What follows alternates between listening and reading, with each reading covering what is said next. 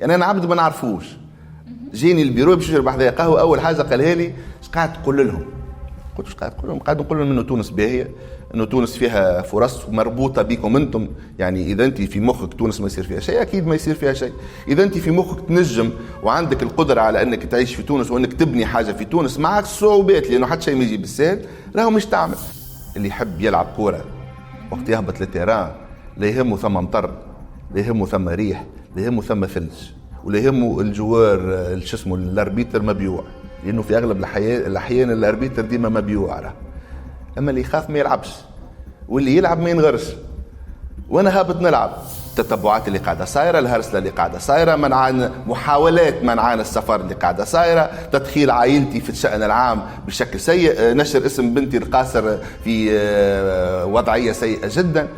اكثر من هكا بليان مريول، تحبوني تشوفوني في الحبس؟ راهو ثم برشا عباد داخلين قضايا حق عام وهي في اصلها مراد بها حقوق سياسيه. نتلز باش نمشي نستعمل طريقه الديناري بتاع رجوش، توا تي مونج وموا جو مونج. مش انت تعمل اخطاء في المانجمنت ومن بعد ديك تعمل ديون على حسابي انا. شكون شاورني كيف خديتوا الديون؟ شاورتوا شعب انتم باش تاخذوا الديون؟ علاش انا ولد بنتي مش نهار يقول وقع في الدنيا السلام عليكم يلقى روحه مساب؟ علاش؟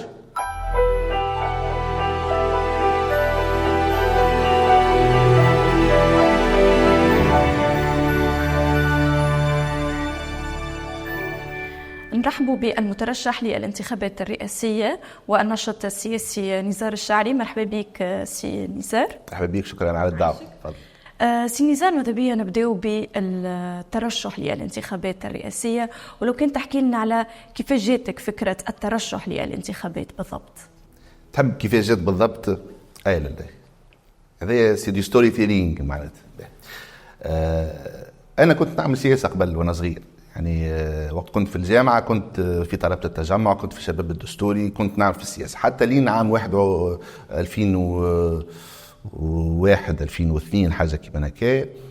قررت انه باش نتلهي بخدمتي، دونك باش نقص شوية على السياسة وباش نتلهي خدمتي اللي هي التلفزة، على خاطر انا بديت في الإذاعة عام 93، لكن انا حلمي كان هو التلفزة، وما كانش عندي معناتها ظروف سامحة باش ننتقل لتونس العاصمة. دونك عملت الدراسة الجامعية نتاعي وخدمت في إذاعة صفاقس حتى لين جات الفرصة انه ننتقل لتونس العاصمة بين 2002 و2003، واستقريت في تونس العاصمة في 2003 وبديت وقتها التلفزة. دونك وقتها تلهيت بخدمتي، وليت نمارس في السياسة من خلال العمل الإعلامي، لأنه العمل الإعلامي في تونس سياسة أو لا يكون معناتها. باش تكون بيان سور بما أنك تخدم في الإذاعة والتلفزة التونسية، راهو مهما كان انتمائك ولا مهما كان فكرك فأنت موسوم بقربك للنظام، لأنه الإذاعة والتلفزة التونسية متاع النظام متاع الدولة، وأنت كنت مساند للنظام. هذا ايش قاعد نقول لك فيه معناتها. بالنسبة لنا احنا حتى ولو انت تقول انا ما كنتش نعمل في السياسة، فانت تعمل في السياسة. يعني ما تنجمش تكون مقدم كذا كذا حفلة نتاع 7 نوفمبر وانت ماكش تابع للسياسة. يعني خلينا نكونوا كويرون. هذه غمزة صغيرة للعباد اللي تحب تتخلى على التاريخ نتاعها. التاريخ نتاعك تاريخك، هذاك هو يفو لاسومي ا مومون دون مانيير فخور به في الحاجات اللي فخور بهم. واذا عملت اخطاء او عملت اغلاط، الاخطاء ما هيش حاجه خايبه، بالعكس هي اللي تخلينا. مانديلا يقول انا لا افشل البتة، انا انجح او اتعلم. دونك سا في بارتي دو بروسيسوس، لازمك انت تتعلم من الحاجات هذيك. بون وقت جات الثوره، معليش باش نحكيو على الثوره، وخاطر مثلا في الثوره تونيفيزيون اللي انا كنت نديرها كانت في بعض الاوساط معتبره من محركات او من محفزات الثوره. يعني سيد صالح يا عمار في ماي 2010 صارت في تونيفيزيون، والكليب نتاع منير الطرودي تصور في تونيفيزيون، هيثم المكي والمجموعه الكل كانت تخدم في تونيفيزيون. وقت صارت عمليه انونيموس في 2011 وتهز عزيز عمامي وسليم عمامو وجاو حبوا يهزوا هيثم، وبعد انا تهزيت في 11 جانفي 2011. هذوما الكل ما نحكيوش عليهم خاطر بالنسبه لي انا زايدين، سو سون دي زانيكدوت. رجعت أنا للشأن العام في 2011 وقت في تونيفيزيون عملنا تورني ناسيونال بين 3 و9 أفريل. درنا 21 ولاية، اعتبارا أنه ال4 ولايات متاع تونس العاصمة ولاية واحدة، في 7 أيام كل نهار نعمل 3 لقاءات مع الشباب، سميناه الشباب والمبادرة. تورني ناسيونال وقتها في تنبك الاعتصامات والدنيا مسكره والعجالي المحروقه وكل ولايه قدامها خيام. الفتره هذيك بينت لي انه تونس مش كيما اللي نعرفها. انا كنت قاعد في استديوهات من 2003 حتى ل 2010 غاتس في خدمتي وغاتس في اموري. مش تونس اللي كنت ندور فيها قبل، خاطر انا قبل كنت ندور في المهرجانات من 97 و 98. شنو الفكره اللي كنت ماخذها على تونس وشنو الفكره اللي ولت عندك على تونس وقتها؟ الفكره اللي عندي هي الفكره اللي كان طرحها النظام بالامن والامان، يحيى هنا الانسان وفرحه شباب تونس وكنا شيخين وزاهيين والنظام موفر للعباد الكل معناتها ما لذ وطاب من العيش الى غير ذلك. وقت درت قابلنا فيك الجوله هذيك في 2011 2500 2600 شاب وشابه من الولايات الكل. فهمت انه الشباب في القصرين ما وش عندوش نفس الانتظارات بتاع شباب جندوبه، ما عندوش نفس الانتظارات بتاع شباب جربه، ما عندوش نفس الانتظارات بتاع شباب نابل ولا بنزرت، وما عندوش نفس المعيقات زاد كيف يعني وقت تعمل السوات نتاع كل واحد منهم معناتها القوه والضعف والمعيقات والفرص مش كيف. فهذا خلاني نطلق برنامج في تونيفيزيون سميناه تونيفيزيون يونيفرسيتي تورز. قدام البرنامج هذا من 2012 ل 2015. الفكره كانت اني نتنقل للمختلف الجامعات في تونس بدعوه من المجتمع المدني اللي في الجامعات اللي هم اساسا الاناكتوس والجات والايساك وكل هذه الجمعيات. فكنت نقابل ونعطي محاضرات ونحكي على السكسيس ستوري ونحكي على الديجيتال ماركتينج ونحكي على الحاجات هذه الكل ونقابل الناس هما في بالهم جاي باش يتعلموا مني، ولا حقيقه انا كنت نتعلم منهم. انا نفهم مثلا من الحاجات اللي شدت الانتباه نتاعي انه كل المنظمات اللي موجوده في الجامعه التونسيه في الوقت هذاك فيما عدا زوز اتحادات، اتحاد اليمين واتحاد اليسار اليوجات واليو تي او، لانه ذاك عندهم دور نقابي بالنسبه لي انا. لكن المنظمات والنوادي كانوا من كلهم أجنبية، يعني أفكار أجنبية مطبقة في تونس. يعني الأيساك منظمة دولية، الجي سي منظمة دولية، الإناكتوس دولية، إلى آخره إلى آخره. فجاءت الفكرة في 2000 وآخر 2016 قلنا علاش ما نعملوش منظمة وطنية؟ علاش ما يكونش عندنا منظمة تونسية؟ فبداية الفكرة متاع نعملوا تونيفيزيون فاونديشن. في سبتمبر 2016 عملنا تونيفيزيون فاونديشن، وكانت العركه في البيرو عندي مع الاولاد باش نعملوا 5 نوادي ولا مش نعملوا نادي برك. انا قلت لهم نحب نعملوا 15 نادي، الهدف انه نعملوا 15 نادي. في نوفمبر 2016 كان عندنا 34 نادي. في فيفري 2017 كان عندنا 64 نادي. وقت عملنا شراكه مع وزاره التعليم العالي والبحث العلمي. وفي ابريل 2017 ولهنا مهم ياسر، وهذا هذا الكل باش نوصل لهالدات هذه، حلينا 3 نوادي في القصرين. في القصرين عملنا نادي ايزات وانسات طهلي وبوزاره وحاجه كيما هكا، حليناهم الكل مع بعضهم في نهار اثنين في اللونفي نتاع ليزات. اللونفي هي 600 رقبه، لقينا في اونفي فيه بريسك 1000 رقبه. في اللحظه هذيك كنت فرحان. ماضي ساعه كملنا الافتتاح، مروح يجيني تليفون شخص من اعيان القصرين: مرحبا سي نزار، كيفاش تدخل للقصرين وما نفرحوش بيك؟ والحقيقه فين ما تمشي في تونس ديما موجوده الحكايه هذيا، يعني الناس تفرح ياسر بالضيف. قلت له والله يا سي فلان انا ما نعرفوش، انا راني خرجت يعني. قال لي انا كنت بحذا الوالي وكل الاجهزه ما تحكي كان على الاجتماع اللي عاملينه في الليزات. الاجهزه بيان سور نحكي على الاجهزه الامنيه. فحبيت نقابلك لانه انا زاد ولدي واحد من الناشطين معك في النوادي. قلت له للاسف ما نجمش، انا دخلت طريق تونس. قال لي انا نهار الاربعاء دونك بعد غدوه جاي لتونس، تستدعانيش على قهوه في بيروك. قلت له مرحبا بيك، والعنوان ومرحبا. جاي نهار الاربعاء شخص ما نعرفوش وما عندي عليه حتى خلفيه، معناتها ما نعرفش انا مع شكون مش نحكي مع تجمعي سابق، مع نهضاوي، مع يساري، مع كناتري، ما نعرفش. في القاعده هذيك قال لي سي نزار وسالني سؤال معناتها خضني شويه. قال لي ايش قاعد تقول لهم هالشباب هذوما اللي يعني انا عبد ما نعرفوش، جيني البيرو باش نشرب بحذايا قهوه، اول حاجه قالها لي ايش قاعد تقول لهم؟ قلت واش قاعد نقول لهم انه تونس باهيه، انه تونس فيها فرص مربوطه بكم انتم. يعني اذا انت في مخك تونس ما يصير فيها شيء، اكيد ما يصير فيها شيء. اذا انت في مخك تنجم وعندك القدره على انك تعيش في تونس وانك تبني حاجه في تونس، معك الصعوبات لانه حتى شيء ما يجي بالسهل، راهو مش تعمل. نقول لهم انه مثلا من المفروض ما تستنى حتى حد يعطيك حتى شيء في البلاد هذه، ما يحك لك ظهرك كان ظفرك. تحب حاجه امشي فكها بالخدمه. هذه لغه الحظ ولغه الموهبه بالنسبه لي ما ثماش، سا نيكزيست با، ما ثماش حاجه اسمها حظ. لي فرونسي يقول لك يفو كري سا شانس. الحظ ماهيش حاجه هكاك مطيشه، الحظ موجود للناس الكل، لكن ثم انسان يسعى ويقوم الصباح باسبري محلول باش يشوف الفرص، وثم انسان يغلقها على روحه الصباح، من الصباح يقول امبوسيبل نعمل في حد شيء والدنيا هذه ما يصير فيها حد شيء. سي نورمال حتى الفرص تجيه للايد وما قال لي تعرف انا عندي 22 سنه، شنو مشكلتي يا سي نزار؟ قلت له شنو مشكلتي؟ قال لي انا ولدي اللي معك في النادي كان حلمه يحرق وقت كان في الليسي، ولد القصريين، وتوا دخل يقرا في الليزات، يحب يكمل الباك بلس 3 ويخرج حرقه شرعيه، يمشي يكمل قرايته لبرا. وقت دخل معك في النادي تبدلت الفكره، مش يحب يقعد في تونس، يحب يعمل شركه في القصريين. كيفاش دخلتها له المخ؟ قلت والله انا ما نعتقدش اللي انا دخلتها له المخ، ممكن هو يشوف فيا نوعا ما انسخ ديدول، ولا ممكن تقوله له انت كوالده ما يقبلوش، تما العركه نتاع الجينيريشن كاب ما يقبلوش، لكن انا ممكن كانسان حبني الى غير ذلك يقبل. قال لي سي نزار انا مش نقول لك حاجه ما تضحكش. شنو الحاجه؟ قلت له قل لي. قال لي علاش ما تترشحش للانتخابات نتاع 2019 كرئيس؟ قمت نضحك. قال لي قلت لك ما تضحكش.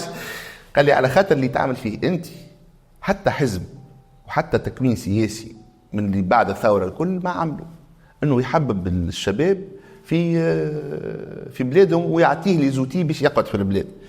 قلت له الحقيقه هذا موضوع معناتها اولا سابق الاوان وياسر، و2019 احنا وقتها في ابريل، نذكر التاريخ، وقت ابريل 2017 معناتها زيد هالكلام هذا الكل، وانا ما نعرفش خلفيه الراجل، يعني ما نعرفش شنو الانتظارات نتاعو.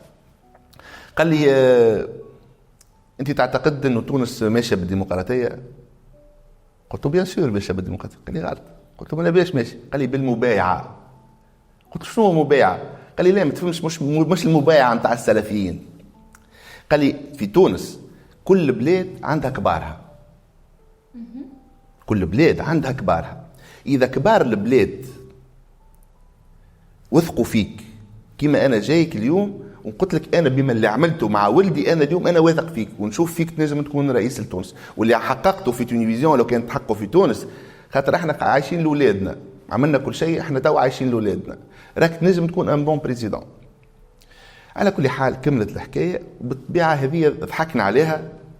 وهنا سؤال من السخرية إلى الاقتناع بالفكرة، هاو جايك كيف وصلت للاقتناع؟ انه هالحالة هذه تكررت آلاف المرات.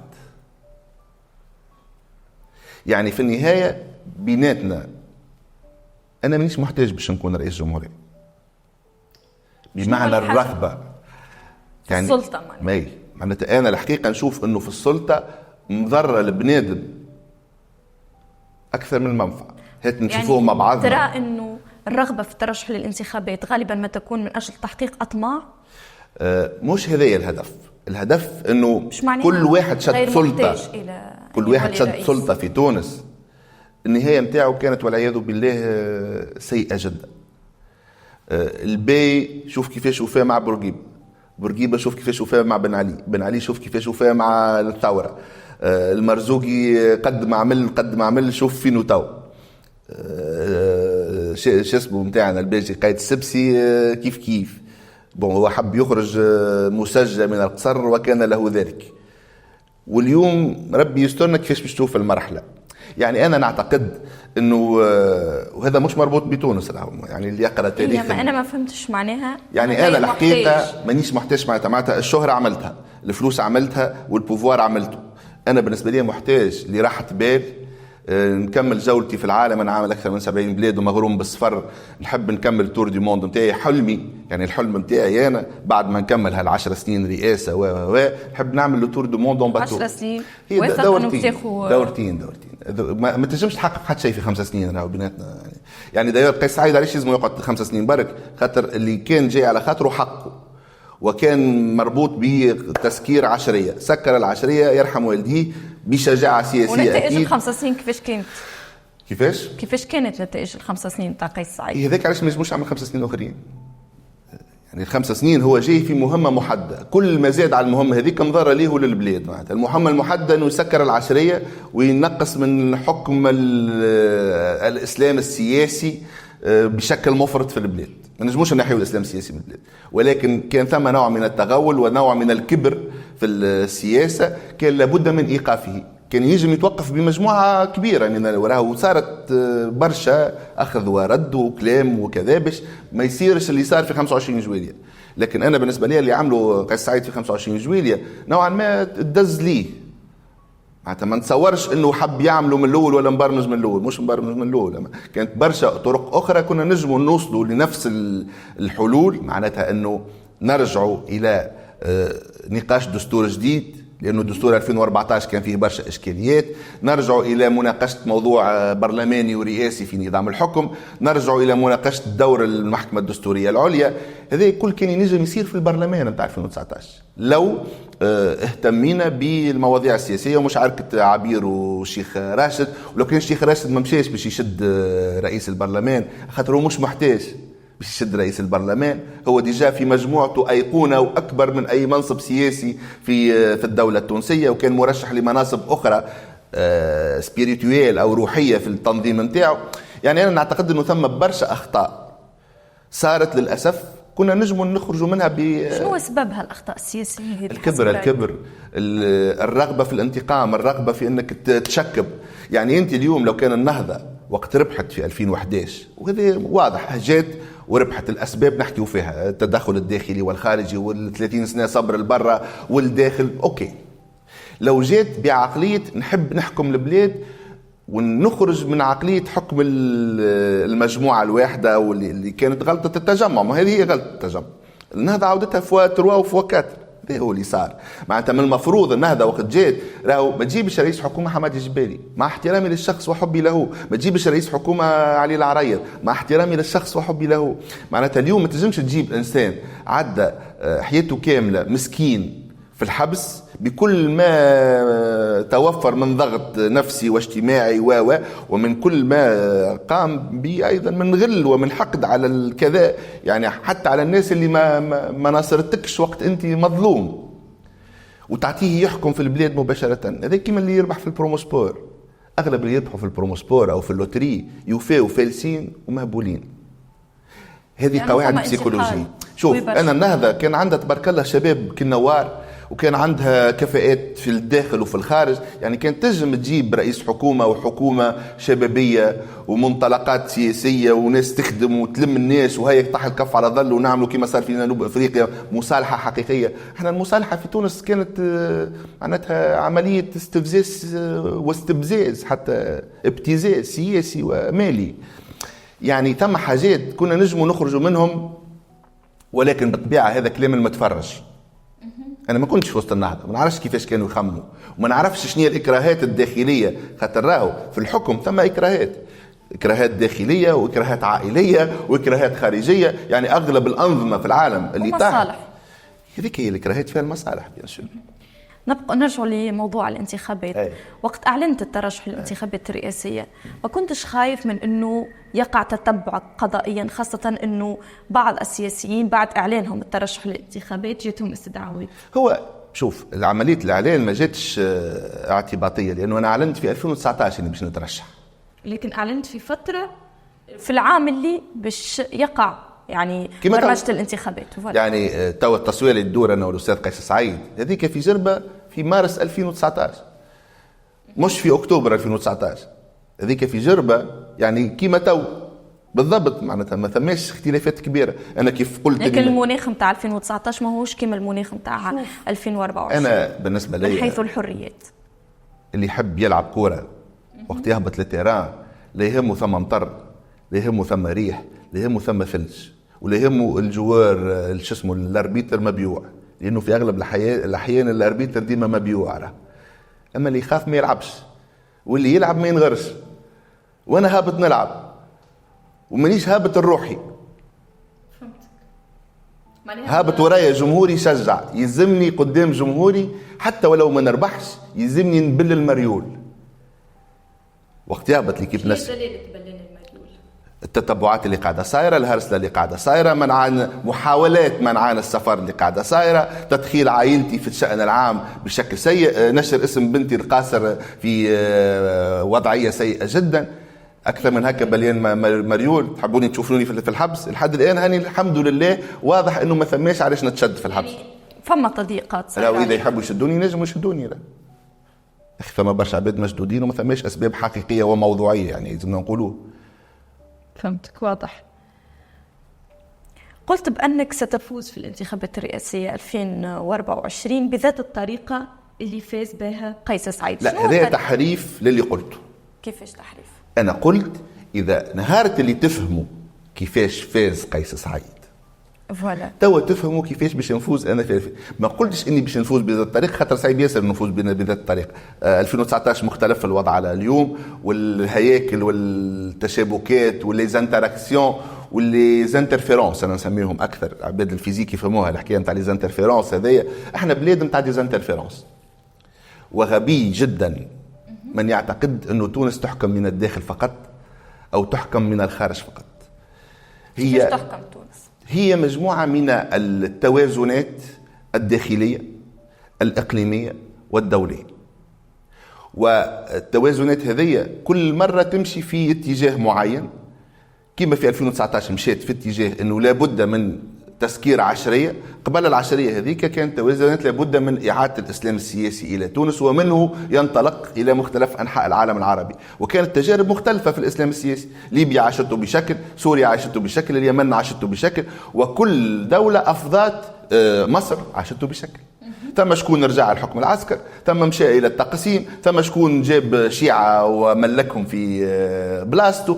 يعني التجربة اللي انطلقت الذرة الأولى متاعها من تونس أكيد ما هيش تجربة تونسية، ولكن كان ثم جزء تونسي.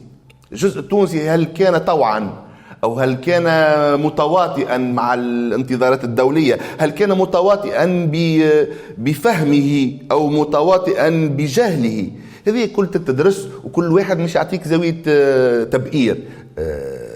فوكوش يقول، لا جيرار جينات يقول tout est une question de focalisation. La focalisation c'est زاوية التبئير. الحقيقة لها أوجه متعددة، وحقيقتي ما تنجمش تكون حقيقتك. كنا نعرفوها كيفاش 6 و9 اللي بيناتنا، انت تشوف فيها 9 وانا نشوف فيها 6. كيف لا في اللي مولتي فاسيت اللي مولتي ديمونسيونيل، وكل واحد يشوفها حسب نظرته، حسب فهمه للأخلاق، حسب فهمه للدين، حسب فهمه للسياسة، حسب فهمه للنضال. برشا عباد يقول لك المناضل الفلاني تلقى المجموعة الأخرى الفرقة الأخرى منين النضال إلى لا، هو حسب مجموعته وفهم مجموعته ناضل. انت حسبك كان معناتها حاجة أخرى، الاختلاف لا يفسد للود قضية. شوقتني باش نعرف طريقة فهمك طريقة فوز رئيس الجمهورية قيس سعيد في الانتخابات بتاع 2019. شوف، أنا مانيش باش نخبي عليك سر، بما أنك تسأل في أسئلة تستاهل الإجابة، لأنه ساعات تمشي لبلايص يسألوك أسئلة ما تستاهلش الإجابة. هذا سؤال يستاهل الإجابة. أنا بالنسبة لي قيس سعيد الوصول متاعه للحكم نسميه أنا لينيومو دو بلانيت، معناتها مجموعة كواكب اللي من المفروض كل كوكب في عالم على روحه جاو هكا واصطفوا اصطفاف هذه الكواكب. مثلا قيس سعيد وقت كان اسمه مطروح في 2019 حتى حد ما كان معير له انتباه، على ليميت كانوا يهزؤون به، كانوا يعطوا له روبوكوب. كانت تتذكر، وكانت تتذكر الحلقة متاع الكاميرا الخفية متاع الزلزال مع هادي زعين، كيفاش خلات العباد تقول ما هذا الرجل الذي لا يبدي أي إحساس وأي تفاعل مع حدث جلل. هذا هو. في وسط الطرح هذاك شكون كان لو فافوري كان يوسف شاهد. هرب بالطرح من عند الباجي، فكلوا نداء ولا تحية، ضغط على رجال الأعمال اتسترا. دونك لو فافوري حتى لين جات حكاية وفاة الباجي الله يرحمه. يعني وقت ترجع للمرحلة هذيك يوسف شاهد كان متأكد من الفوز، والأجهزة مطمنته لآخر لحظة. راهو الأجهزة سيبون مريقل، راك انت في الدور الثاني. اللي صار في لحظة من اللحظات ثم زوز عباد ما يتقابلوش دابيتود، تقابلوا جزء من النهضة وجزء من لوب الساحل. قالوا امبوسيبل يوسف الشاهد هذا نخليوه يوصل، اش نعملوا؟ باش نصنعوا له بديل. لحظة سي الزبيدي واقف على راس المرحوم الباجي، وتصور التصويره هكا من الكوان تاع الواحد، خرجت الباجي وصى الزبيدي على تونس. الزبيدي ما كانش حاب يترشح ولا عينه باش يترشح اساسا. وقع خلقه كنوعا ما لتكسير هذه الاثنين. هذا كوكب يعني من واحد فافوري رجعناه قسمنا له الباي نتاعو. الكوكب الثاني النهضة اللي كانت أقوى تشكيل حزبي وتشكيل سياسي في المنطقة دي، لو حبت تربح الانتخابات الرئاسية راهي عطات مرشح متاع انها تربح به. هي قدمت الشيخ مورو، والقصص والروايات متعددة زادة، ولكن في الآخر الشيخ مورو كان ينجم يكون هو رئيس تونس في المرتبة الثالثة، ولكن واضح لسبب من الأسباب. مانيش باش ندخل التفاصيل، انا قاعد نعطي في التحليل نتاع اللحظه هذه نتاع الشيخ مورو جاء في المرتبه الثالثه. اذا عوض يكون الشاهد، عوض يكون الشيخ مورو، هذم هما الاولويات. لهنا نلقى رواحنا دخلنا في طرح اخر. الطرح الاخر شكون لعبوا تدخيل نبيل القروي الحبس. نبيل القروي هنا ترجعوا لسيجما في مارس 2019. نبيل القروي عنده 1% ونزار شاري عنده 1% في نوايا التصويت. ارجعوا لسيجما مارس 2019.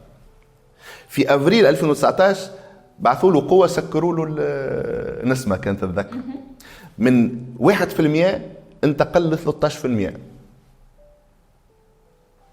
ومن بعد خرج في عمليه شدانه المره الثانيه من 13% انتقل ل 34%. لو نبيل القروي مثلا وقت خرج قبل المناظرة الثانية مشي مباشرة قال كوما وما ظهرش إعلاميا وما عملش شكل مناظرة تعيسة جدا نتاع الدور الثاني إلى غير ذلك، كان ثم إمكانية كبيرة أنه نبيل القروي يكون هو رئيس جمهورية. وحتى لو كان ما كانش رئيس جمهورية كان ليكار بين الزوز ملايين و700,000 والأقل من 1,000,000 متاع نبيل القروي كان راهو أصغر برشا. حتى في عملية التوازن السياسي كان ثم نوع آخر من ردة الفعل. إذن وقت نقولوا هذا الكل، قيس سعيد وصوله إلى السلطة مش علينا شكون وراه وشكون القوى اللي كانت لأن قوى متعددة مش قوة واحدة. حتى أولاد المسار يعرفوا أنه ثم مساهمات مختلفة ومتعددة ومتنوعة من أقصى اليمين إلى أقصى اليسار، والمشاركة الدولية واضحة ومقيدة في مش كلامي يعني هذا. إذن فأنا نقول أنه وصول قيس سعيد ما هواش ربح قيس سعيد، هو خسارة الآخرين كما أي انتخابات. لو في الانتخابات لوش على شكون ربح، لوش على الآخرين كيفاش خسروا، لتستمد العبر. دونك اليوم بالنسبة لي أنا كما ضحكوا على قيس سعيد في وقت من الأوقات وكما قاعدين يضحكوا على نزار شعري في بعض الأوساط إلى غير ذلك، أنا ما يقلقنيش. يعني الحقيقة هو قبل أكبر حاجة يخافوا منها الناس شنو هي الإهانة أون بوبليك، إنه يقع تنمر عليك ولا إهانتك أون بوبليك. أنا جي ديباسي سا دوبي لونتون. وقتها أنت طريقة تعاملك مع الإهانة نجم تكبرك مش نورمال في عينيهم كما نجم تصغرك مش نورمال في عينيهم. إيه شو قلت لك أنا هذايا يعني أنا اليوم كما يقول سارتر أنا لا أعيش في عيون الآخرين. سارتر يقول الآخر هو الجهنم وأنا لا أعيش في عيون. أنت ظهرت واثق كثيرا بالفوز في الانتخابات الرئاسية 2024. منين تستمد هذه الثقة بالضبط؟ شوف هو من أولا أنا ديما نقول لأصحابي هنا قاعدين. شو معناه؟ مش فسرت هذا مذهب كامل هنا قاعدين، وخرجت الحشاشين والطريقة النزارية في الطريقة النزارية 24 جماعة هنا قاعدين. أنا منيش في رد الفعل، أنا أفعل. أنا اليوم لو كان تحلل شنو صاير في تو تلقى أنه النسق وتسارعه حتى ولو كانوا نقولوا الكلام هذا تو يبان غرور، ولكن هو ليس غرورا جملا. قبل ما تصير عملية تسريب الوثائق متاع شبهة غسيل الأموال، وقبل ما نخرج أنا ونقول اللي انا مانيش فوق القانون، لكن بنتي خط احمر، واللي بس لي بنتي انا لا عادي يهمني لا جمهوريه لا رئاسه جمهوريه لا عمر بالزور. كان ثم نوع كبير من الخوف من الدخول الى المعركه. عملت انا الفيديو الاول الفيديو الثاني، وعملت فيديو تحيه رمضان. مباشره من بعدها نلقاو ثم لاعبين كنا نسمعوا بهم في الكواليس ولكن ما دخلوش. وقتاش دخلوا؟ ودخلوا تقريبا بنفس الوسائل ويحاولوا يطبقوا نفس الطريقه اللي دخلت بها الفيديو، البودي لانجويج، الاشارات اللي موجوده في بعديك. نجاح وفشل كل واحد مربوطه بسياقات. ثم فجاه نلقاو الالسن تحلت والعباد الكل بدا طيب باش نترشح. خرجت انا قلت انه عندي 3 اولويات: تنحيه 54، صلح الحريات والحقوق باش نخرجوا كل المساجين السياسيين، ولهنا حكايه اللي تحكم عليهم واللي ما تحكمش عليهم، ويلزمنا نرجعوا للاصل. علاش دخل؟ راهو ثم برشا عباد داخلين قضايا حق عام وهي في اصلها مراد بها حقوق سياسيه. يزيدنا نكونوا زاده عندنا نوع من الحكمه. والحاجه الثالثه هي المحكمه الدستوريه. ولات كل واحد يخرج توا يقول نفس الكلام هذا. إذن أنا ما اخترعتش العجلة، أنا نعمل في البون سونس. وقت تبدأ قاعد وتحت شيك وانت بعيد على العركة مهم جدا. أنا كتابي المفضل في الحياة كتاب اسمه فن الحرب بتاع تسينزو، كتاب قديم ياسر هذا بتاع الشناوة قبل. الرئيس الكتاب اللي يستعمل فيه هو كتاب الأمير بتاع ماكيافيلي، ومختلفين برشا. واحد كتاب سياسية، واحد كتاب ديكتاتورية. لا تسنزو كتاب استراتيجية. اليوم مثلا أنا بالنسبة لي تقوم على دولة الأمير. لا هذاك الماكيافيل. أي نحكي لك على ديكتاتورية. هذيك ديكتاتورية. أما أنا نحكي لك على تسنزو اللي هي كيف نبني دولة عظيمة. لكن أنت ما جاوبتنيش على سؤال من أين تستمد الثقة؟ من هذا الكل. من اني انا ما نستناش حتى يعملوا حكايه باش انا نعرف قاعد نعمل، وعامل له تخطيطه وصاير له تنظيمه وقاعدين ننفذوا فيه. التقييم بعد الانتخابات مازال بكري على التقييم. فانا قاعد نخدم في الامور كما قال الكتاب. من بعد انا قاعد نبل في المريول. تتذكر حكايه المريول ولا؟ قاعد نبل في المريول. جو سوي سور لو تيران، جو في سكيل فو، جو لو في افيك بوكو دامور، جو لو في كونتريرمون ا سكو بونس بوكو avec une bonne intention.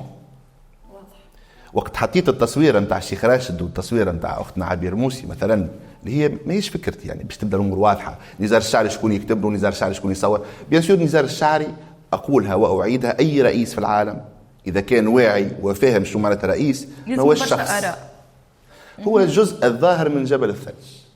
وراه اللي بتشوفوهش من منظومه اكبر برشا من اللي تشوفوه، ومش مجبورين باش تشوفوه. يعني باش تعرف انه تحت جبل الثلج ثم حاجات اخرى واضحه، لانه هذاك الظاهر. وما تسالش لانه مانيش باش نجاوبك شكون وراه وشكون الاسئله الميتافيزيقيه، شكون وراه وشكون داعم وشكون تو تفهم نهار من الايامات. وحتى اذا ما تفهمش كما صار بالنسبه لبعض الاصدقاء مازالوا لليوم يحلوا كيفاش قيس سعيد ربح بكابيوسان وباكو كريستال، ربي معاه. فهمتك واضح. جاسبير واضح. جاسبير اللي عمل لي يتفرج فينا زاد واضح. تجربة نبيل القروي السياسية ولدت مخاوف عند التوانسة من استخدام العمل الجمعياتي لتكوين خزان انتخابي، وبالتالي انحراف المجتمع المدني على القيم النبيلة متاعه. أي دور باش يلعبوا تونيفيزيون في الانتخابات الرئاسية المقبلة؟ هذه الإجابة نتاعنا جاوبنا فيها أربع سنين تالي وقت خرجت من رئاسة تونيفيزيون. أنا في 2020 غادرت رئاسة تونيفيزيون. لكن حد ما ينكر أنه إشعاعك متواصل. إشعاعي متواصل مش كان في تونيفيزيون، في عدد كبير من الجمعيات اللي أنا كنت طبعا فيهم. خلينا نجاوب عليه هذه نقطة العمل الجمعياتي والعمل المدني والعمل السياسي. أولا المجتمع المدني احنا في تونس فهمه غلط. تفسير ديفينيسيون تاع المجتمع المدني هي مش المنظمات والجمعيات. المجتمع المدني هو كل المكونات نتاع المجتمع المدني بما فيهم المنظمات والجمعيات، الأحزاب السياسية والإعلام. إذن هي مكون أكبر وأشمل من فقط الجمعيات والمنظمات. ثانيا فصل العمل الجمعياتي العمل السياسي سامحني في الكلمة معناتها بهامة كبيرة. لأنه هذا في تونس اللي تخونوا ذراعه يقول أنا مسحور ولا مسحورة، خاطر اللي قالتها أكثر واحدة امرأة مثالي.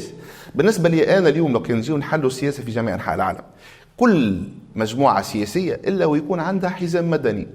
الحزام المدني متكون من أجهزة إعلام، متكون من جمعيات ومنظمات إلى غير ذلك. يعني أنت اليوم مثلا كيف تجي تشوف الأمثلة الماكس في الديمقراطية شنو هي؟ الولايات المتحدة الأمريكية. اليوم مثلا الولايات المتحدة الأمريكية عندهم السيباك، شنو هي هذه؟ سي لا كونفنسيون مثلا دي كونسيرفاتور، ما سمهاش لا كونفنسيون تاع الحزب الجمهوري، اسمها مؤتمر المحافظين. علاش؟ خاطر ما فيهاش كان الحزب الجمهوري، فيها الحزب الجمهوري وحزامه السياسي وحزامه المدني اللي هما مثلا لينرا هي أكبر جمعية منظمة في الولايات المتحدة الأمريكية تدافع على حمل السلاح اللي هو موجود كالبند الثاني في الدستور الأمريكي. يعني اليوم الجمهوريين أو المحافظين يحبوا يحافظوا على حمل السلاح الشخصي، في حين أنه الديمقراطيين أو التقدميين يحبوا ينحيوا حمل فالعملية متاع المناصرة متاع فكرة حمل السلاح والمناظرة نهارة الأخرين يقولوا ما عندناش الحق، شكون يقوم بها؟ ما يقومش بها الحزب الجمهوري، يقوم بها الإنرا اللي هي مكون أساسي في التمويل بتاع الحملات الانتخابية، مكون أساسي في عملية المناصرة للمرشح الرسمي للحزب الجمهوري. إذن اليوم عملية فصل السياسة أو عملية فصل إبعاد السياسة عن الجمعيات فكرة غالطة برشا، لأنه برشا سياسيين تكونوا في الجمعيات، واللي أهم من برشا كمان هكا برشا سياسيين مثلا دخلوا بجمعيات الكورة، علاش ما يتحكيش عليهم مثلا؟ الفكرة انه اليوم يلزمنا نعيد النظر. توا حديث كبير على قانون الجمعيات والتمويل بتاع الجمعيات كالعادة يصير على خاطر واحد صارت له فازة. فهمتك. لكن القانون الانتخابي يمنع استعمال. أيوة. أنا انتخابيا لا أنتمي لجمعية، لا أترسل. نعم. جونا به هذا سكرناه الباب هذا. لكن السؤال شنية؟ رغم أنه القانون الانتخابي يمنع أنه إدخال العمل الجمعياتي في السياسة، هل ستستعمل إشعاعك هذا في المجتمع المدني لأغراض انتخابية؟ أنا سأستعمل كل الإشعاعات في المجتمع المدني وفي الإعلام وفي مجال المال وفي مجال الجمال. أنا مخرجين لي برشا تصاورة مع ملكات الجمال. أنا كنت لي 10 سنوات تقريبا سبونسور متاع ميس تونيزي. مش ننكر اني انا نحب الجمال واحب النساء الجميلات، واضح. لا انا راهو اللي عجبك فيا ما نجيش يعني ايه. انا رجل تونسي وشرقي واحب الجمال وساند ملكات الجمال وسأساند ملكات الجمال لانه حدث تسويقي ممتاز لتونس وقرطاج. اذا من الغباء انك تحاول تمسني من الحكايات هذيك. داير برشا عباد انت كذا واحد، انا فخور باللي عملته، ولو كانت تتعاود الدنيا من اول وجديد راني براتيكمون نعاود، لانه ليس بالامكان ان يكون احسن مما كان. ما كنتش انت في بلاصتي باش تعمل الخيارات هذيا وما تعرفش انا كيفاش عملتهم وعلاش. لانه الخيارات كل انسان كل صباح يقوم يحل يعمل تشيك ليست. عندك اليوم مش يصير شنو هي خياراتك؟ انت خدمتك كانسان تختار من الصباح للعشيه وانت تختار. انت اليوم اخترت انك تجيب نزار الشعري في البودكاست نتاعك، حد ما اجبرك، ونزار الشعري وافق انه يجي للبودكاست، حد ما اجبره. اذا هو خيار ميتويال، فانت تتحمل مسؤوليته نهار اخر. راك انت جبت نزار الشعري، لو كان طلع رئيس واحد وكل شيء ما انت طلعته، انت جبته كذا وخليته وصل. وانا لو كان كذا نقولها الجمعيه الفلانيه او البودكاست الفلاني او المجموعه الفلانيه عملت لي كمين ودورت لي وبدلت لي الاسماء. هذيك هي اللعبه. فهمتك واضح. اما الحياه سهله، هنا قاعدين. نتعدوا للمحور اللي من بعده. شنو تقييمك المخرجات الاجتماع التشاوري الأول بين رؤساء كل من تونس والجزائر وليبيا؟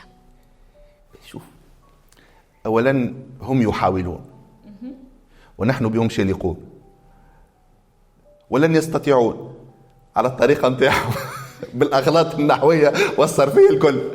لأنه اليوم تحويل تونس من دولة متحركة ومتحكمة في القرارات الدولية والإقليمية إلى دولة تابعة لهذا الشق أو ذاك خطأ تاريخي. احنا تونس كنا دائما من الدول ما يعبر عنه بعدم الانحياز، ما نحبوا ندخلوا في شأن حد. التدخل الزايد اللي صار في حكاية الصحراء الغربية والاصطفاف مع الشقيقة الكبرى الجزائر اللي احنا نحبوها، يعني توانسة والجزائرية وتوانسة والليبية وتوانسة والمغاربة وتوانسة والموريتانيين، راهو ثم محبة كبيرة. يعني أنا كيف نسافر هوني باش نسألك، ترى إنه التكتل الثلاثي هذايا بين تونس والجزائر وليبيا باش يكون ميلاد تحالف إقليمي واعد وقادر على تطوير آفاق التعاون الثلاثي عن ضربة قاسية لحلم المغرب الكبير، خاصة إنه أقصى موريتانيا والمغرب. لا شوف انت الاجابه ما جاتش من عندي، جات من الشقيقه ليبيا. كيف لو لوندومان تاع اللقاء الثلاثي هذا بعثت مندوب للمغرب.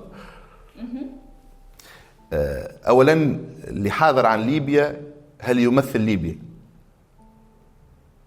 مانيش مش نجاوب، انا مش نطرح اسئله، مش ناخذ نرجع لدوري هل اللي حاضر عن ليبيا يمثل كل ليبيا؟ ثم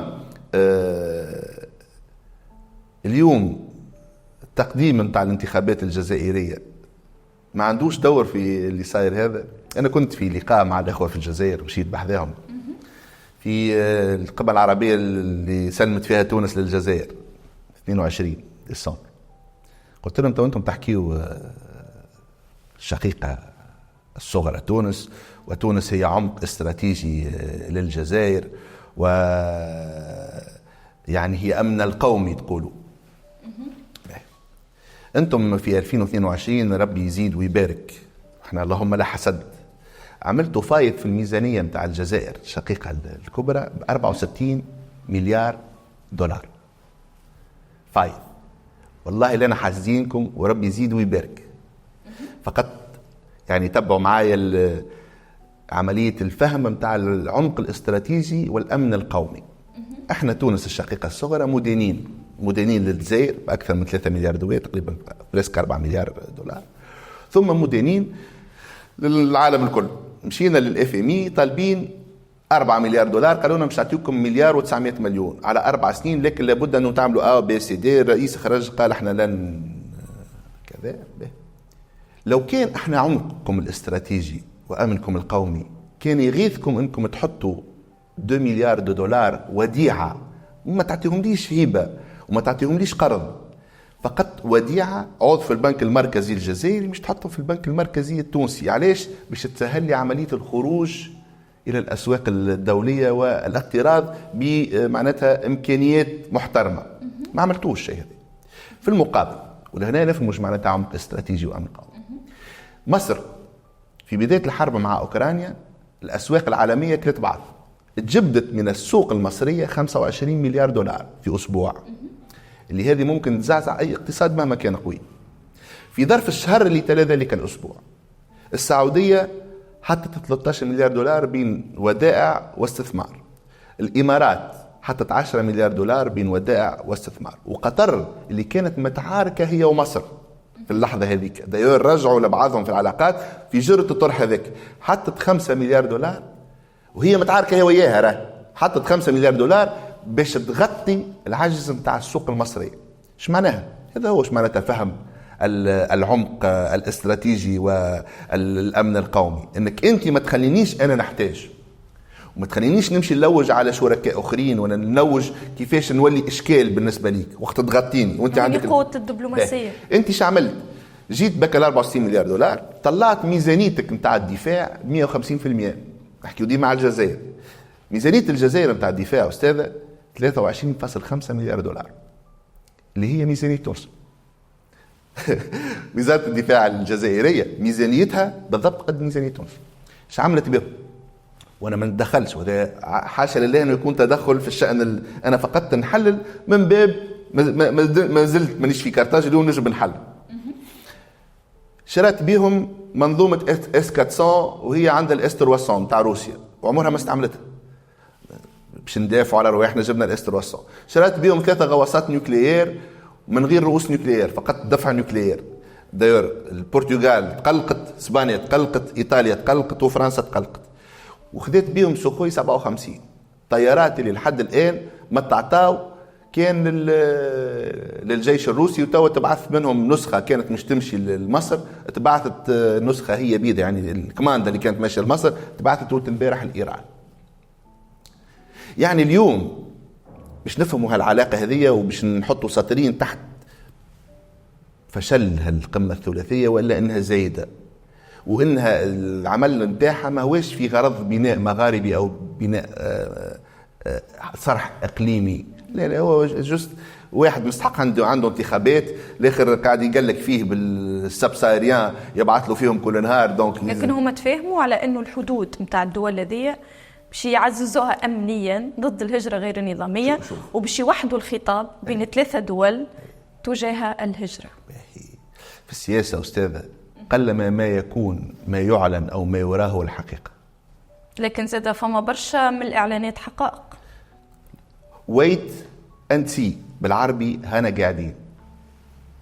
اوكي، نتعدوا للمحور اللي بعده. حسب منظمة الشفافية الدولية، تونس تراجعت في مؤشر مدركات الفساد اللي بقى مجرد شعار خلال السنوات الأخيرة، خلال سنوات حكم رئيس الجمهورية قيس سعيد. أي مقاربات في حال فوزك بالانتخابات الرئاسية ستضعها لمكافحة الفساد؟ نحي أسباب الفساد. شنو ما أسباب الفساد؟ التسكير الزايد للاقتصاد. اليوم التونسي علاش يمشي يفسد؟ ليه تعرف؟ على خاطر الدنيا مسكرة.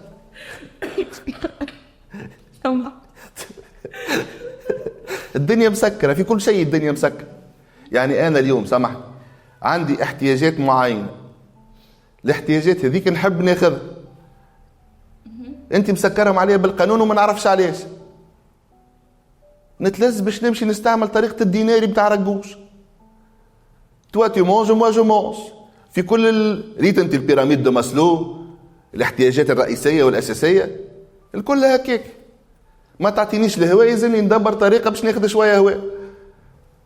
ترى انه التشريعات الموجوده لمكافحه الفساد في تونس ناجعه؟ يا بنتي تونس ماهيش تشريعات نتاع مكافحه الفساد. تونس يلزمها نحيوها التشريعات الكل.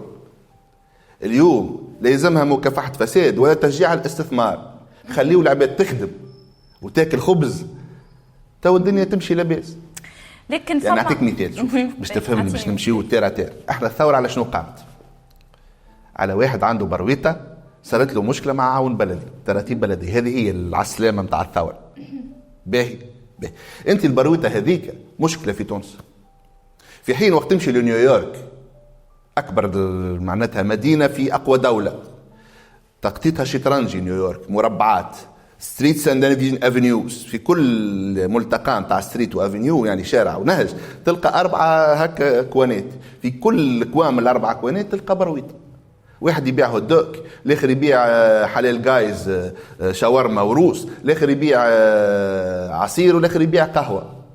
علاش اكبر دوله في العالم ستريت فود والبرويته اصبحت وسيله نتاع انها تربح فلوس ويغزر لك في عينيك ويقول لك اي ويل بي ا مليونير اند هي كان. ثم واحد مصري مشى زوالي عمل عربيه كما يقولون برويته ستريت فود، سماها حلال جاي، يعمل طرف روز يحط فوق منه طرف شاورما دجاج والخلطه. شنو هي الخلطه؟ اللي هي التوميه نتاعنا، مايونيز بالثوم. اليوم ولات امبراطوريه اسمها الحلال جاي، سكسس ستوري، معامل وكمين وفي كل بلاصه من العالم حاطط حلال جايز. احنا في تونس تعمل برويته تجيك البلديه تمرجك، نوليو نعملوا كيما نتاع طباخ الرئيس، هذاك الفيلم المعروف المصري اللي محضر الكل البلديه والكهرباء وكذا. دونك الفساد جاي من عمليه التسكير، عمليه التشريع لمقاومه الفساد او مقاومه الريع. راهم يضحكوا. الريع شكون شاده في تونس؟ شدته الدوله. راهو الريع تونس عامله دي مونوبول في مجموعه مواضيع وكلهم مفلسين. اي بورتون سي دي مونوبول ديتا. يعني اليوم علاش النقل بين المدن مونوبول ديتا؟ علاش النقل الحديدي مونوبول ديتا؟ وقت هبط في طوكيو في المطار نتاع طوكيو تلقى تران نتاع دوله ب $48 وتران نتاع خواص ب $52. علاش مش كيما عملنا في اللازمات نتاع التليكوم؟ هنا حلينا التليكوم. علاش اليوم ما عندناش لازمات نتاع خطوط حديديه وما عندناش لازمات نتاع طرق سياره؟ خلي العباد علاش ما عندناش لازمات نتاع تنقل بين المدن كيما في تركيا؟ في تركيا ما ثماش شركات الدولة متاع تنقل بين المدن. تحب تمشي انت من سيدي بوزيد للقصرين مش تستنى حتى تجي الوطني ولا تلقى لواج ولا ما تلقاش، وفي العيد تولي لك وقتها يتخلق الفساد. التذكرة اللي كانت ب10,000 تولي لك ب50,000 على خاطر السوق مبني على الرارتي سكارسيتي.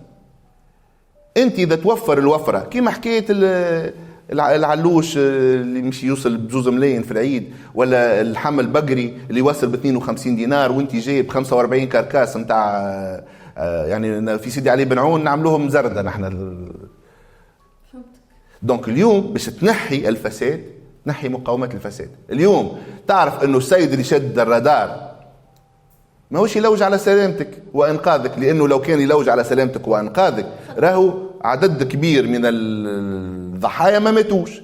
ولكن مع كل الرادارات ومع كل الكذا يعني القانون لهنا مش مجعول للكذبة بتاع انه جاي باش يحميك في مالك ممكن في جزء منه، ولكن في اللحظة هذيك تشوفهم في اخر الشهر شادين يصطادوا في الحمام ويعبيوا في كاسة الدولة. اليوم الهبطة اللي هبطتها الديوانة وهبطتها الخباضات واللي هبطتها avec des obligations de résultats، ونرجعوا على 38% اللي مفيشين، 62% ما تعرفش عليهم فلوسهم فيهم، الفلوس غادي راهي. هذه الأخطاء الصحيحة لو كان نحيوا هالحواجز هذه الكل ونخلي 62% هذوكم اللي يعتبروا خارجين عن القانون ندخلهم أنا في المنظومة، واللي عباد يسميوه كونترا نلقى له حل ويولي تجارة، على خاطر هم ما يسميوهش كونترا يسميوه تجارة. في تطاوين وفي الذهيبة وفي بنقردان وفي فريانة يسميوهش كونترا، تجارة. هذيك ما عنديش حل آخر، أنت أجبرته وعايشة منها عباد برشا تجارة. يعني اليوم زاد داير، أنا قلتها مرة رئيس حكومة، قلت له لا ما تنجمش تحكم تونس وأنت عايش في القصبة وعمرك ما خرجت منها. وقت حبني نكون معناتها وزير مستشار عنده، قلت له ها هو لو كان تحبني مستشار قلت له نقلوا القصبة كل نهار الولاية. معاه 3 مستشارين اخرين قالوا لي امبوسيبل، قلت لهم ربي يعينكم. بعد نص شهر للاسف تنحاوا، مش على خاطر انا صحيح وما غالطين حاشا لله، ولكن اليوم من نقاط القوة البسيطة اللي عندي كنزار شعري اني تونس دارتها دار زنقة كما يقول معمر قذافي الله يرحمه. وهذه مهمة برشا، خاطر اذا ما تعرفش معناتها زعفران ريت النوي اللي مشى لها الرئيس باغ اكزومبل، من مشيت لها ونعرفها ونعرف ناسها من بين الحاجات اللي معروفة على اهل النويل واهل المناطق هذيك الكل في جنوب قبلي في بحثدوز انهم في الربيع يخرجوا للخيام، يخرجوا يحبوا الخرجة هذيك، يمشيوا يستجموا كعائلات. وقت تشوف انت في التلفزة الوطنية وانت عمرك ما مشيت قعدت في خيمة تقول يا ما زالوا عباد عايشين في الخيام. تعرف عيشتهم في الخيام ساعات احسن من عيشتنا نحن في الديار. شنو احسن فيه؟ انت وقت تحل الشباك نتاع دارك تلقى الحيط نتاع جارك قدامك 6 متر، النظر نتاعك يمتد 6 متر فقط. وقت تمشي لبلايص مثلا كيما رجيم معتوق، ولا تمشي لبلايص جبليه في خمير ولا في مقعد، العين نتاعك تستمتع ببعد النظر، ترتاح. الهواء اللي تتنفسوا في برشا بلايص من تونس يقال عنها انها محرومه ومهمشه، ثم عباد يشريوا فيه دبابس باش يتنفسوا اكسجين طيب. هل هما وقت حاجتهم بالهواء ذاك كهو؟ شوف هذا نحكي فيه، ولهنا نحكيوا على العداله نتاع العمل الوطني. ايش حكايه جبايه فقط؟ حكايه نعتقد انه الاشكال في تونس هو حكايه عمران ولوجيستيك، اوربانيزم ولوجيستيك.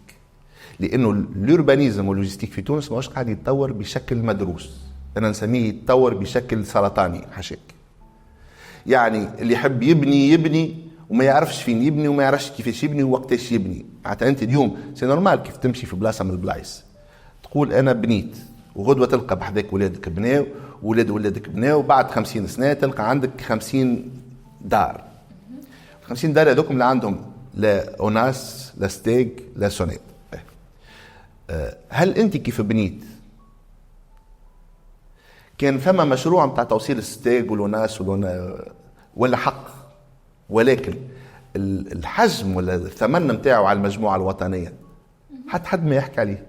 انت توصيل مثلا 3 كيلومتر متاع ضوء، راهو البوتو هذاك سوم الخيط هذاك سوم الى غير ذلك، تقول لي الدوله مجبره وملتزمه حسب الدستور نتاعها توفر الماء والضوء لجميع المواطنين. لو انت تبني في المثال نتاع التهيئه العمرانيه اللي من المفروض يوصل له الشيء هذا، وهذه الخطا تم امتي. يعني انا ملتزمه في حدود انك تكون ملتزم، زاد هذاك هو العقد. يعني مش انت تبني في مثلا، نعطيك بعض الامثله، وللاسف في بعض المناطق عندنا برشا ناس يبنيوا في الممرات نتاع الاوديه. علاش؟ على خاطر بكل بساطه جفاف شياح، ما ثماش الواد ما حملش.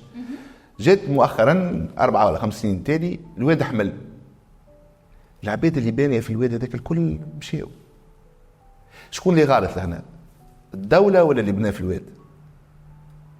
يعني اليوم بالطبيعه انا مع انه كل التوانسه يكون عندهم نفس الفرص ويكون عندهم نفس الامكانيات، ولكن في المقابل يزلنا ندرسوا مع بعضنا بهدوء وانا قاعدين كيفاش نعملوها بطريقه وين مش انت مضرور ولا انا. داير قلت البارح قاعد انا وواحد مجموعه من الشباب مضرورين، وكيفاش المشغل نتاعهم تشغيل هش، وكيفاش ما يخلصش عليهم سينساس قلت لهم الكلام هذا انا عشته نعرفه.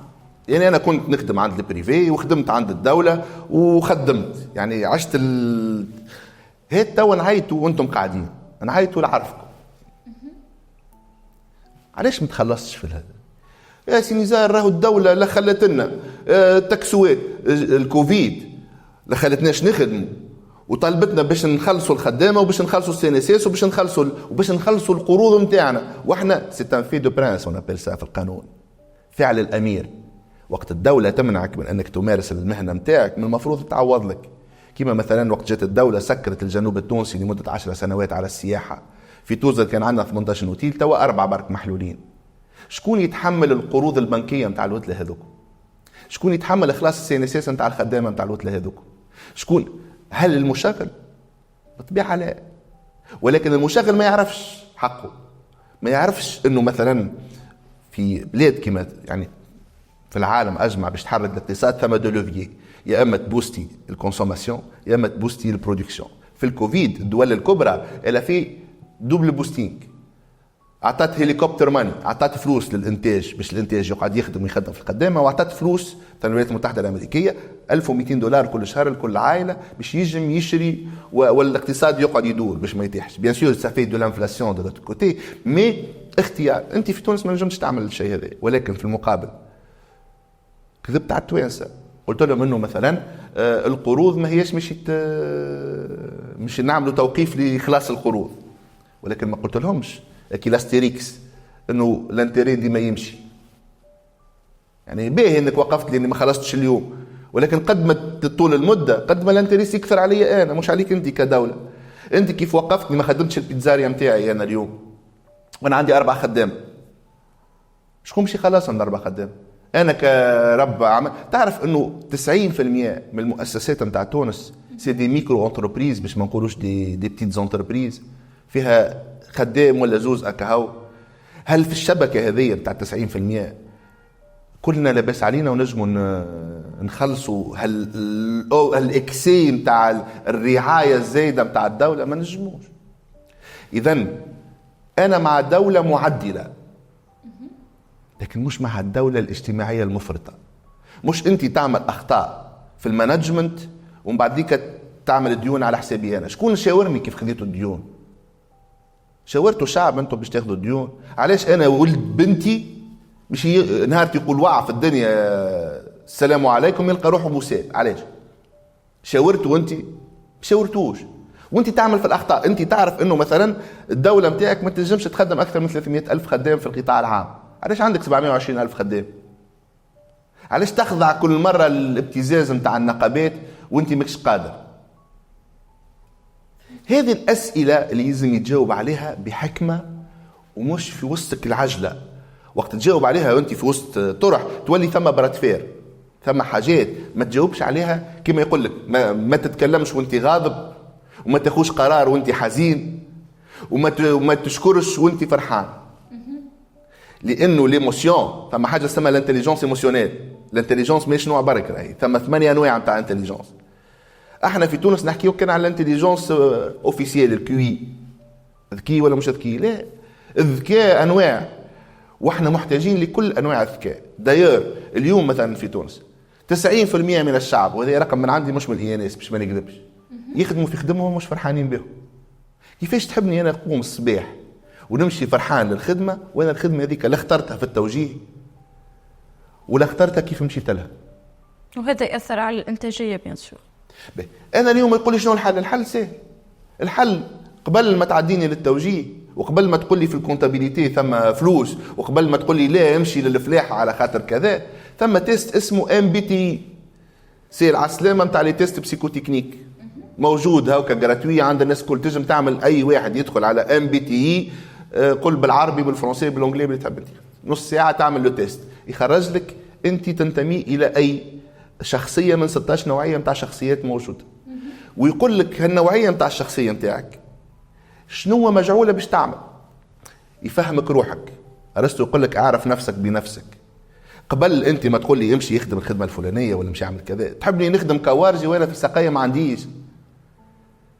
تحبني نطلع محامي وانا ما نعرفش نحكي لغه ونخاف اني نظهر للناس؟ يعني ما تنجمش تخدمني خدمه وانا ما عينيش فيها. احنا في تونس الناس كل تخدم في خدمه ما عينيش فيها، وهكا تحت ستر ربي والسلام عليكم. ما يلزمها اجيال باش تتصلح. هذه لا يلزمها فقط دو بون سونس في القمه نتاع الهرم. هذاك علاش يلزم الناس اللي باش نجيبوهم يزار الشعري وغيره، لانه ما ثماش واحد يحكم وحده يده حدا ما تصفقش. يلزم اولا نفهم، وهذا انا قلت يلزمك تكون داير تونس، يلزمك فهم مش نتاع كتب ولا قالوا لك ولا تعداو لك تقارير، لا يلزم انا كيف نقول لك راهي ثم عركه بين القلعه وجلمه او جمنه، وتعرف الفرق بين جمنه وجلمه، وتعرف الفرق بين الصخيره لهنا يعني يلزمك تفهم شويه التركيبه العروشيه، التركيبه السوسيو يعني الديموغرافيه للبلاد نتاعك، هذه مهم. ثانيا يلزم يكون عندك ناس ثقات تعرفهم ويعرفوك في البلايص هذوك. علاش؟ على خاطر الاجهزه باش توصل لك ديما بالفلتر. احنا مشكلتنا تو في التيك توك هي الفلتر. كيف الاجهزه نتاع الدوله مش توصل لك راهو كان اللي تحب توصله لك، وذي العباد اللي في الدوله تعرف الشيء هذا. دونك يلزمك تفهم هاللي ميكانيزم هذا الكل. ثم الحاجه المهمه الاخرى يلزمك داير شويه لبرا، ماذا بيك تكون شايف تجارب مقارنه، لانه احنا ما صنعناش الحكمه.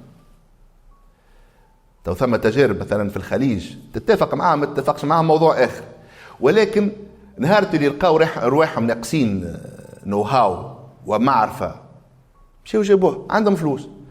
تونس منين باش تجيبها؟ عندنا اولادنا لبرا، احنا اولادنا لبرا يخموا فيهم كان باش يخلصوا بالوسترن يونيون يدفع كان 100 يورو ولا باش يجيب كربه مليانه. احنا كزوز ملايين التوانسه اللي برا الثروه الحقيقيه جايه في حاجتين، في انهم كل واحد منهم يعبر عنه فهم ومعرفه انا ما عنديش. يجي السيد هذاك عايش في فنلندا، وفنلندا بلاصه من احسن الاماكن اللي تعيش فيها في العالم، يجي يقول لك هاو كيفاش قاعده تتصرف الفلوس و عايش في سويسرا، عايش في جنوب افريقيا، عندهم تجربه نتاع صلح مختلفه ناخذها من غاديكا ويوصلها لي ولد البلاد اللي عايش في طوكيو، يفسر لي معناتها الهيرارشي واحترام الهيرارشي واحترام الوقت واحترام قيمه العمل. وحاجه اخرى هي النتوركينج اللي احنا ما عطينا حتى قيمه وحتى قدر. احنا نعتمد دائما في هيك الدبلوماسيه الكلاسيكيه اللي لا تثمن ولا تغني من جوع، في حين عندك دبلوماسيه اكاديميه، عندك دبلوماسيه اجتماعيه ولا مجتمعيه بين المنظمات عندك دبلوماسيه اقتصاديه، عندك دبلوماسيه ريتو هذاك انت اللي حاضره عمل له راق على خاطر صاحب واحده بلوندا ومشى لايطاليا ومن بعد مشى غاديك ولا ملتي ملياردير، هذاك يلزمك انت تعترف له انه عنده نوع نتاع ذكاء انت ما عندكش. فاش يتمثل الذكاء بتاعه؟ وصل بحد شيء سي اكسترا اوردينير. بيل جيتس يقولوا بطريقه غير شرعيه فينا انت قلت لا الحرقه طرق شرعيه. اولا هذه نحكيو فيه، احنا نقولوا غير شرعيه، ده ما عادش اسمها غير شرعيه ولا اسمها غير نظاميه في المزاج غير نظاميه. وي عندك الحق، لانه في قانون حقوق الانسان التنقل حق مكفول لكل الناس. اذا شرعي اني نمشي فيما نحبه وقت ما نحبه، وما عندكش الحق باش تمنعني. نحكي قانونيا غير الشرعي، غير نظامي. وعلاش انت تجي وقت ما تحب وانا ما نمشيش وقت ما نحب؟ وعلاش وقت انا نبدا طبيب تهزني، وقت انا نبدا ذكي بالمقاومات نتاعك تجي من الباك تهزني المانيا، مشيت لشتوتغارت فيها 5000 تونس. اي دونك ثم اشكال، انت قاعد تعمل في الانتقاء والخبرات بإرادتهم يغادروا تونس. هذه علاش انا وقت قلت نحكيو على الهجره قاعدين نحكيو عليه ديما في عركه وبالغلط، ديما رياكسيون. الهجره يزلنا نناقشوها بطرق مختلفه. انا مثلا مع تحسين ظروف الهجره للتوانسه. ايش معناها؟ على مستوى الدوله، اي المانيا مستحقه 130 الف اوكسيليير دو في. ايش يخلي انه الثمانية ولا 9 مدارس عموميه وخاصه نتاع تمريض في تونس الكلها قاعده تخدم لالمانيا، كلها تلقى بحذاها شركه خدمتها تقريك الالمان وتريقل لك ورقك باش يكون عندك بي 2 المان وليسونس، تمشي تقبض 3150 اورو العام الاول، توصل ل 4000 اورو في العام الثاني. بيان سور كيف تقول كلمه كيما هذه، الواحد جايب في الباك 10 تحك،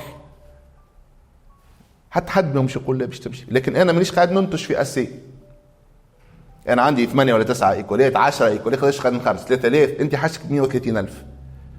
دونك عندي دي زيكول يلزمني في الاجيل مانجمنت نبدلهم يوليو يخرجوا لي مثلا هكاك. انا حسنت ظروف خروج ولادي، ما نخليهمش يخرجوا بلاش خدمه وبلاش معرفه. انا عندي عباد انقطعت مثلا على التعليم المبكر، هات نعمل لهم بروجي مشروع باش من خلال التكوين المهني المشترك مع الجي زاد ومعاه ثم برشا مشاريع نوجههم باش يمشيوا للوكسيليير دو في، فقط نعلموا المان. هو هكا ولا هكا كيف شحرق مش تعلم الالمان، يتعلموا له انا من هنا ونخرجوا معزز مكرم وبوراق.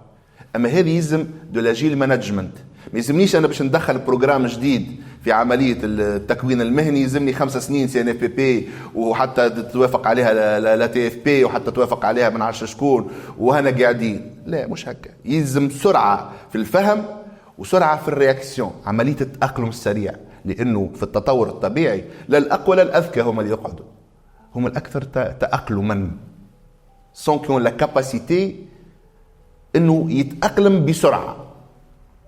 ثم مع هذا انا عندي في الزهروني مركز نتاع تكوين مهني في اللحوم الحمراء الوحيد، جزاره بالعرب، يخرج جزار، يخرج في 40 نفر في العام، منهم 35 يمشيوا لقطر.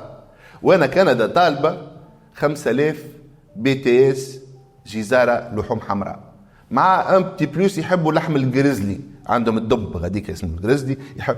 انا كيف نعمل كو ديبلوماسيون وعندي مراكز نتاع تكوين مهني مسكرين في بمبله وفي بلايص اخرين، على خاطر مانيش لاقي لهم الاختصاص. كانوا يخدموا في النسيج وفال النسيج خاطر تحول الى مدرسه عليا في المستير. دونك مش نعمل نحط فيهم هذو ونوجه لهم العباد. عمليه التخطيط هذه ناقصه. 1 2 انا عندي خدم ولادي ما عادش يحبوا يخدموا الفلاحه التونسي، ما عادش يحب يخدم الفلاحه. السيرفيس ما عادش. نمشيو للهجره غير النظاميه، نرجع بيان سور الهجره الاخرى النظاميه. لا، اللي انا قاعد اليوم نعتبرها غير نظاميه جايتني من افريقيا جنوب الصحراء. انا اليوم معلش نرجع لك بنقطه جوست. قلت انه من اولوياتك الرئاسيه عقد مؤتمر دولي للهجره في تونس. شنو اهداف المؤتمر هذا؟ نحكيو في هذا الكل مع ستيك هولدرز. كيما عيطت انا للجماعه اللي تخدم وهي امورهم مش منظمه، وعيطت للعرفه نتاعهم وكذا، نعيط للستيك هولدرز سكول، هما دول المنشا نتاع الهجره، دول العبور ودول الوصول. انا تونس دوله منشا ودوله عبور، عندي حاجتين لازمني نفهم انا في الزوز هذوما شنو حاجتي وشنو نحب. هذه الاولى. ثانيا انا كيف مشيت مثلا لدول الخليج، ناخذ مثال قطر دوله صغيره ولكن كبيره بالفكر نتاعها. ايش عاملين في قطر؟ عاملين دراسه للتركيبه الديموغرافيه والسوسيولوجيه للمجتمع. هم 3 ملايين و200، منهم 300,000 ولا اكثر شويه مواطنين قطريين، الباقي الكل من برا. باش ما ثماش جنس يقوى على جنس اخر، عاملين دي كوتا. حاجتنا بطون كوتا هنود، طون كوتا باكستانيين، طونكو تا توانسه، مثلا التوانسه عوضوا المصريين وقت تعاركوا مع، احنا كنا 19,000 قبل العركه مع مصر، بعد العركه مع مصر وصلنا قريب 45 ولا 50,000. علاش؟ على خاطر ثم عمليه في الدراسات الدوليه اسمها مالتي كالتشرال مانجمنت، الاداره المتعدده الثقافات او المتعدده الاثنيات. وثم كتب موجودين على ذمه الدول وموجودين على ذمه المؤسسات. كل دوله شنية نوعيه البنادم اللي فيها وشنو يصلح. ثم عباد تركيبتهم النفسيه والبسيكولوجيه والبدنيه تخليهم عمال بناء ممتازين. ثم بلدان يجيبوا منهم لي نونو، ثم بلدان يجيبوا منهم الفلاحه. انت لهنا تعمل هذاك وهذاك علاش لازمك تخمم تحكي على الهجره، ما تحكيش عليها كحاجه هكاك مبهمه الى غير ذلك. اليوم انت عندك في البي تي بي في البناء وكل المهن نتاع البناء في تونس نقص نتاع 320,000 خدام، وما عندكش ماندوفر كاليفيي. علاش؟ خاطر ولادك ما عادش يحب يمشي للبلومبري وما عادش يحب يمشي للشوفر. اليوم الطبيب يعمل باك بلس 7 ويقلص في 2 ملايين ولا 3 ملايين ويلقى روحه بطال ويحب يهاجر، في حين واحد يعمل بي تي اس شوفروا ويعرف كيفاش يخدم لازم يصور في الشهر 3 ملايين و4 ملايين. في حين ان وقت يمشي هذا يخطب وهذا يخطب يمشي يخطبوا نفس الطفله. اهل الطفله يفضلوا الطبيب بالطبيعه. علاش؟ خاطر في مخهم انه الكول بلو ما هوش جدير ببنتهم، اللي هو غلط. هذا الكل يلزم اعاده النظر فيه بشكل مجتمعي، وذاك علاش يلزم تشريك المجتمع في هالحكايات هذه الكل. اليوم عمليه الهجره ما ثماش عيله في تونس ما فيهاش واحد مهاجر، ما ثماش. ايش معناها؟ معناتها العائله التونسيه فهمتها الهجره وفاهمه الاسباب نتاعها وتلقاها باعة الذهب نتاعها. والسبب ماهوش فلوس. احيانا انا مره نقرا في الفيسبوك ثم واحد حرق لايطاليا باعت لامه رساله: يلا حنينا ان شاء الله نولي راجل ونرجع ونعمل لك عمره. العمره ب7 ملايين استاذ. هو الذهب نتاع امه اللي خذاهم باش يبيعهم والتفتيف اللي تفتفوا لاخته وسافوار شعمل يلزموا 7 ملايين باش يهاجر مينيموم. احنا الهجره في تونس اي بين 3 حتى 25. الهجره عن طريق صربيا كانت ب25. ولادنا في تطاوين 25,000 مواطن هاجروا ب25. تو السيد اذا عنده 25 مليون في بلاده علاش مهاجر وماشي لتركيا ومن تركيا شاقخ بحور ورست لنا فيزا مع صربيا؟ فما نفور من البلاد نوعا ما. ثم اشكاليات كبيره مش كان فلوس، ثم حجره، ثم اشكاليات نتاع حريات شخصيه، ثم قلق، ثم نوع من الهرسله الاعلاميه للشعب، ثم نوع من التنفير للشعب انه يكون مواطن ويحس بروحه الصباح كيف يقوم فخور يضرب تعظيم سلام ويقول بلادي بلادي بلادي لك حبي وفؤادي. on a un problème d'identité nationale وحتى حد ما يخدم عليه. ديما الاشكال الاقتصادي الاشكال ثم عباد راهم ما تصورش في برشا فلوس وعايشين سعداء، ولا يحب يهاجر يحب شيء عندهم قناعه.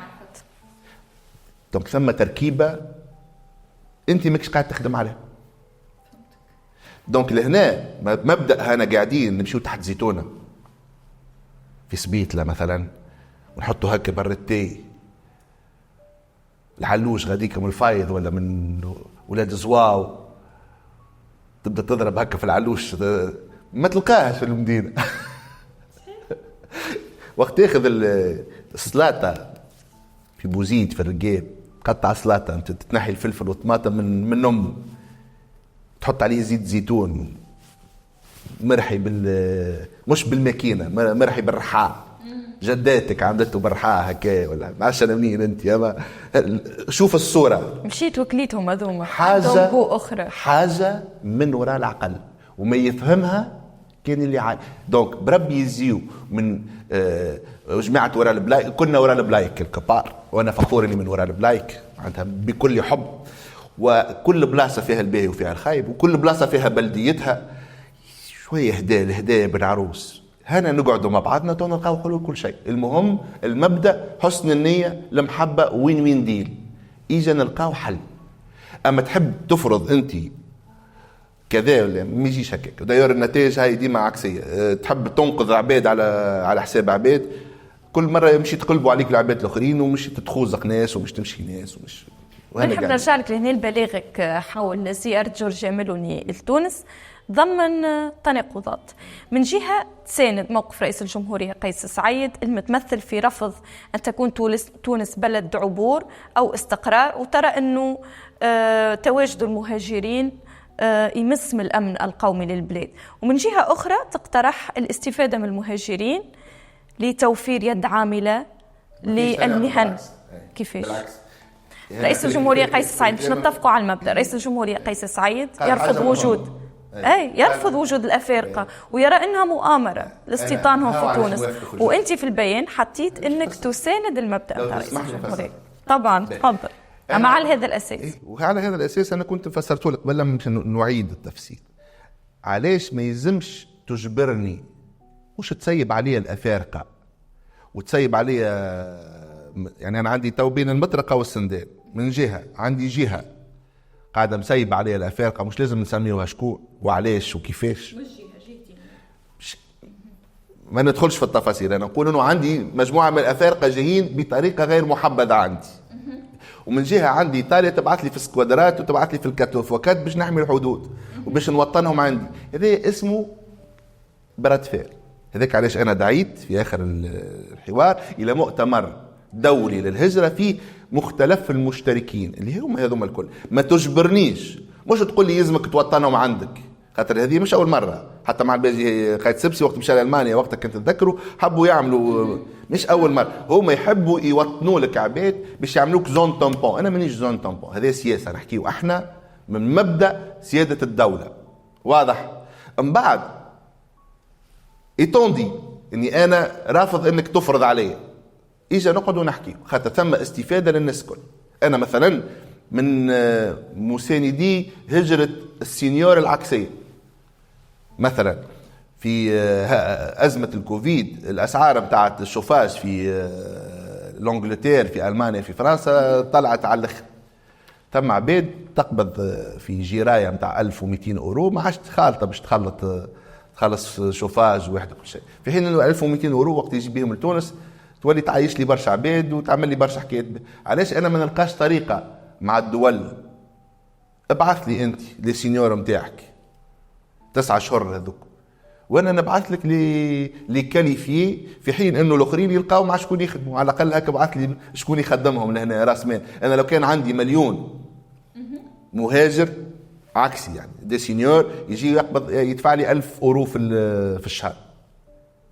1000 أورو في المليون مليار بالأورو في الشهر، يعني 12 مليار أورو. هذايا لو كان نعملوها الفكرة هذايا وأنا قاعدين معناتها، لو كان نلقاو فيها حل مع لو كان تجي تعطيني 50 مليون أورو اللي نورمالمون أمير خارجي يدفعهم لصاحبته معناتها. وهنا نحب نسألك، هل تتفق مع القول القائل أنه يلزم دول العبور تستعمل المهاجرين أو ظاهرة الهجرة إلى أوروبا كوسيلة ضغط من أجل تحقيق أهداف اقتصادية؟ هما مجبورين، يعني لهنا هذه إكراهات السياسة.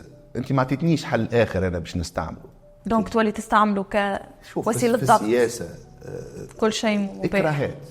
وقت تبدأ عندك إكراهات ما عندكش حل آخر. باش نبدأ واضحين زاد. أنا قلت لك من أول الحوار أنا باش نكون معك صريح، ما ثماش حل آخر نجموا نحكيو فيه. القالي حل انت ما كنت بتحبهم شو يوصلوا لك؟ حل الحدود. انا بالنسبه لي علاش نحكيو على حدودنا البحريه؟ هات نحكيو على حدودنا البريه. عاوني باش نسكر حدودي البريه. علاش تحبني نسكر لك انا الهواريه وقليبيا والشابه وقرقنه وصفاقس وزرجيس؟ ايش سكر لي فريانه وسكر لي بولعابه وسكر لي حزوه؟ دوكم تسكرهم لي.